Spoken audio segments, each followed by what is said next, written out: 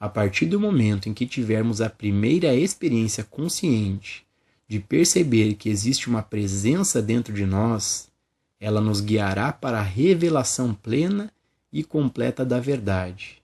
Se continuarmos nos voltando para ela dentro, no silêncio, de uma forma ou de outra, ela, a presença, começará a ser conhecida.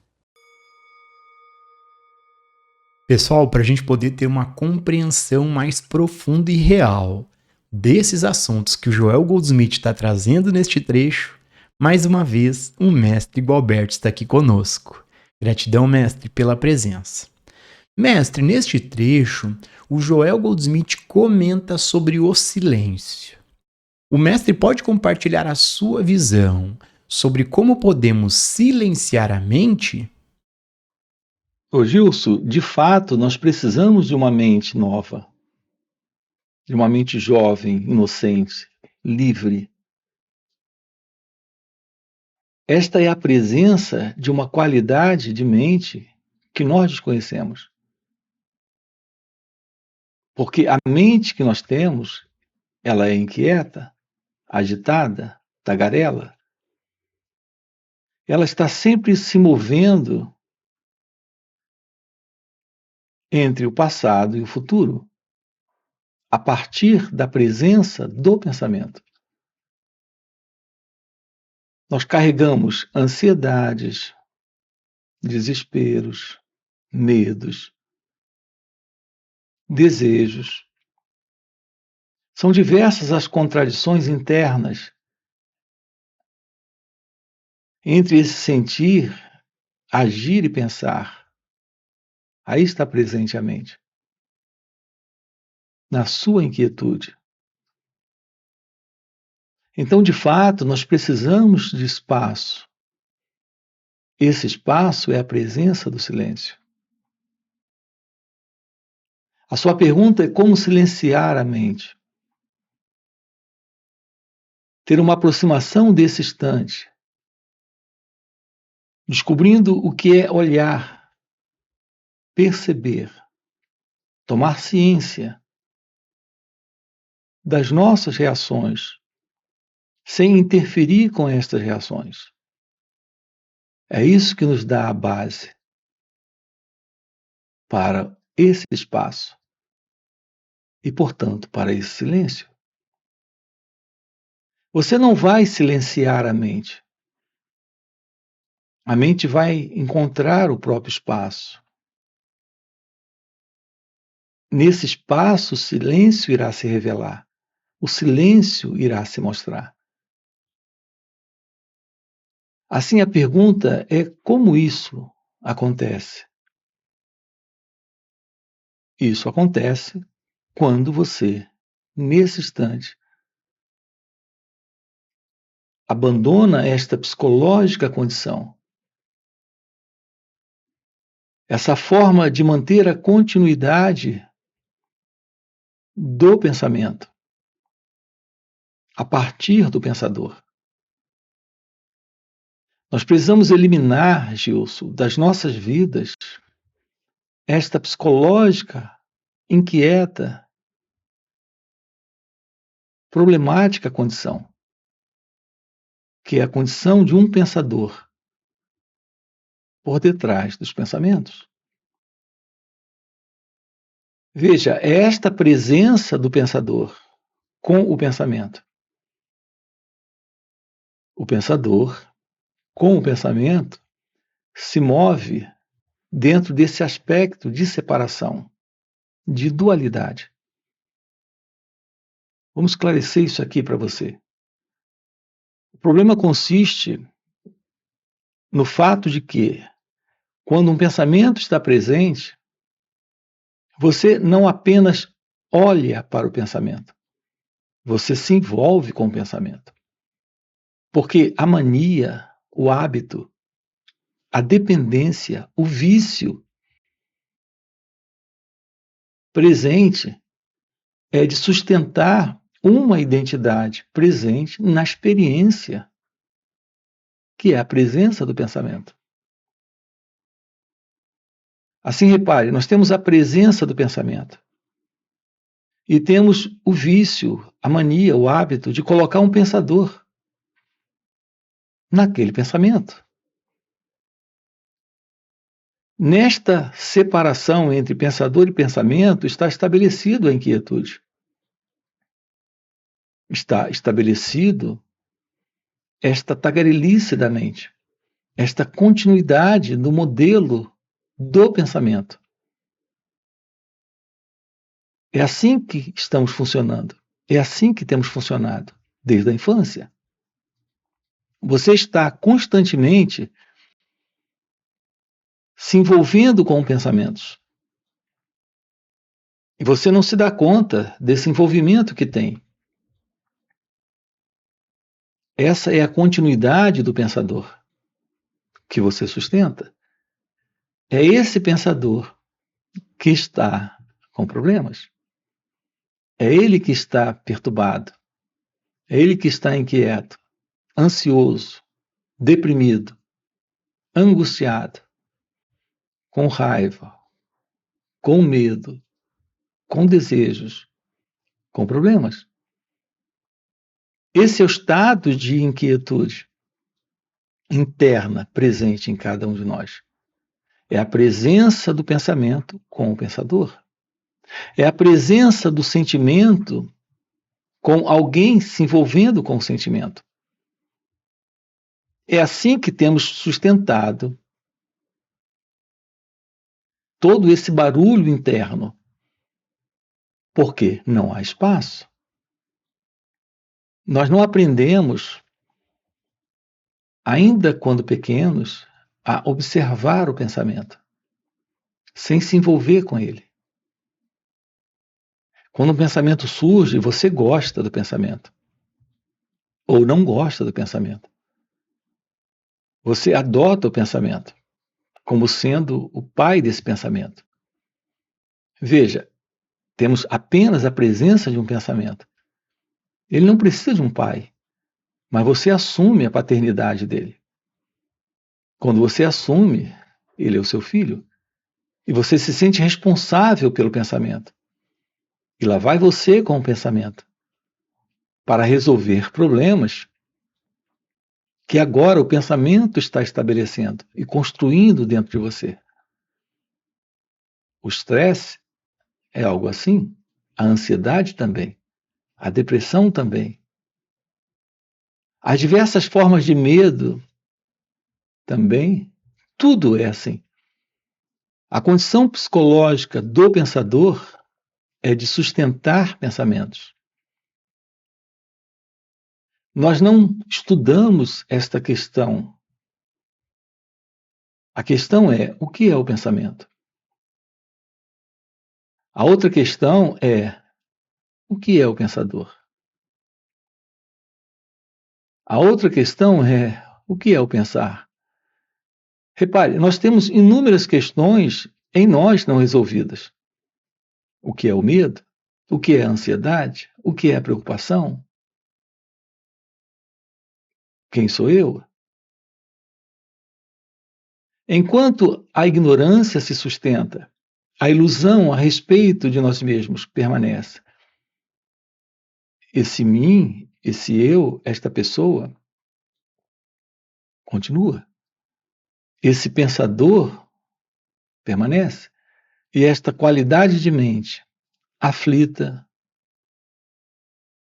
em sofrimento, em contradição, inquieta, permanece.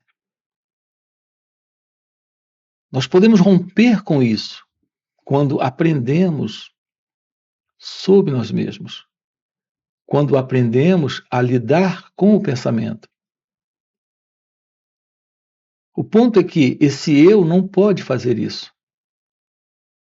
Lidar com o pensamento consiste em tomar ciência da presença do pensamento, sem qualquer envolvimento com ele. Mas o hábito, o vício, é outro.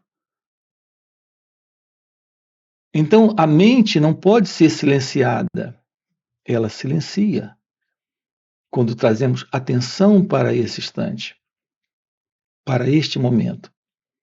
quando não assumimos a paternidade desses estados internos de pensamentos, de sentimentos, de emoções, de percepções que estejam surgindo. Quando você coloca uma identidade presente, assumindo a paternidade disso, você assume a ilusão de uma ego-identidade presente. E toda a complicação que isso representa. Esta é a condição do ser humano. Acordar é sair desta condição. É descobrir a vida livre de todo esse modelo, de todo esse processo, de toda esta continuidade. A beleza desse momento é a revelação da vida acontecendo, sem o passado. Uma vez que o passado é só o pensamento presente. Não existe tal coisa como o passado. Não existe tal coisa como o futuro. Apenas quando o pensamento aparece o passado. Esse passado é psicológico. O que sustenta esta desordem interna, mental, emocional, psíquica, todo este barulho interno dentro da sua cabeça, tem raízes no passado. A vida egóica é como uma árvore. As raízes desta árvore é o pensamento. E esse pensamento tem suas raízes fincadas no passado. Podemos eliminar das nossas vidas esta árvore quando nos livramos destas raízes, nos livramos também do passado. Então temos a presença desse espaço, deste silêncio. Esta é a mente nova, esta é a mente livre, esta é a mente meditativa. Compreender a arte da meditação, se aproximar disso, é o que estamos propondo aqui para você, nesses encontros online que temos nos finais de semana. Em todos esses encontros presenciais. A ciência da verdade da vida é esse florescer, é esse despertar, é esta visão divina, é esta visão de Deus. O que é a presença de uma mente livre do eu, onde temos a presença desse silêncio, desta liberdade, desta ciência, que é a presença da meditação. Ok? Ela começará a se identificar, e uma vez que tenhamos sido tocados por ela, se continuarmos nos voltando para ela fielmente, seremos conduzidos à sua plenitude. Mas o Consolador, que é o Espírito Santo, a quem o Pai enviará em meu nome, ele vos ensinará todas as coisas. A vida, depois que o Espírito de Deus está sobre nós, é muito diferente de viver como um pedaço de barro da mortalidade. Nossa grande preocupação agora não é com nós mesmos, mas que este Espírito de Deus em nós seja uma bênção para o mundo e para todos que vierem a nosso mundo. Somente quando este Espírito está em nós é que realmente vivemos. A vida então é vivida não pela força e nem pelo poder, mas pelo meu Espírito. Pai, contemplo tua graça e tua vontade para que teu Espírito possa me visitar e para que eu seja dotado do alto por teu Espírito, não por minha sabedoria, não por meu árduo trabalho, mas por teu Espírito. Neste trecho, o Joel Goldsmith comenta sobre a vida. Mestre, você pode compartilhar a sua visão sobre o que é a vida? Então, Gilson, como acabamos de colocar, nós temos a beleza da vida, a graça, o mistério que é a vida. E temos também esta particular vida, que é a vida da pessoa, que é a vida do eu. Esta vida do eu, esta vida da pessoa, é como eu tenho dito, é como uma árvore. Quando você olha para uma árvore, você tem ali o tronco, os galhos, as folhas, os frutos e tem a raiz. Essa árvore, ela sempre está em um terreno. Esse terreno é o passado. Estas raízes, aqui temos a presença do pensamento. Então, esta árvore é a mente. Aquilo que nós chamamos de vida é a vida da mente, do eu, da mente egóica. Esta vida da mente egóica é esta árvore que tem suas raízes no passado. E estas raízes é a presença do pensamento, de toda a qualidade de memória, de recordações, de lembranças. Esta é a vida da pessoa. Esta é a pessoa, o mim, o eu, o ego. Se deparar com esse fluir natural do seu estado divino, de ausência do ego, de ausência do eu, é se deparar com a vida como ela acontece, sem esta mente, e, portanto, sem esta árvore, com esta raiz de memórias, lembranças, pensamentos, histórias, sem este chão, sem esta terra, sem esse lugar, que é o passado. A beleza da vida é a beleza de Deus. É a verdade de sua real natureza.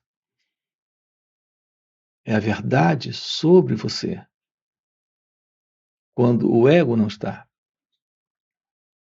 O ego é esta pessoa, este mim. Toda a estrutura de vida particular que temos é a estrutura de vida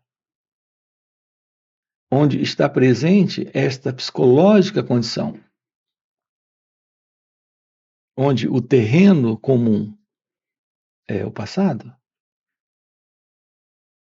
onde a expressão desta qualidade de vida ocorre em razão da presença do pensamento.